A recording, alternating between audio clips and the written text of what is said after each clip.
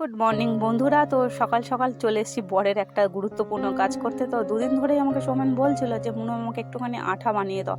তো আমারও এর আগে একবার বানিয়েছিলাম, মোটামুটি ঠিকঠাকই হয়েছিল। তো এই যে আটা দিয়ে আঠা বানানোটা, কারণ ও দোকানে বলছে বসে বসে যখন ফাঁকা থাকে একটুখানি করে খবর কাজ কেটে ঠোঙা বানানোর জন্য, তাই এখন ওকে বানিয়ে দিচ্ছি। তো অনেকেই তোমরা এই আঠা বানাতে জানো, যারা জানো তারা তো জানোই, আর যারা জানো না তারা অবশ্যই কমেন্ট করবে, আমি বলবো যে আমি কিভাবে বানাই। তো রান্না বান্না অলরেডি আমার কমপ্লিট হয়ে গেছে, এখন যাব দোকানে। তো এই আটাটা তৈরি হয়ে গেলেই যাব। আর যেহেতু কাল হচ্ছে শ্রাবণ মাসের শেষ শনিবার, তো দোকানের সামনেই তো বড় বাবার মন্দির আছে, তো ওখানে পুজো হবে। আর তার কারণে দুদিন এখন একটু দোকানে একটু চাপ থাকবে, তাই আমাকেও সকাল সকাল বেরিয়ে যেতে হবে।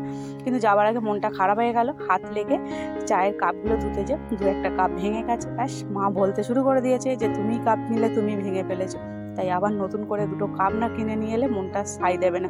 তো দেখো, কথা বলতে বলতে আমার আটা কমপ্লিট হয়ে গেল তৈরি করা।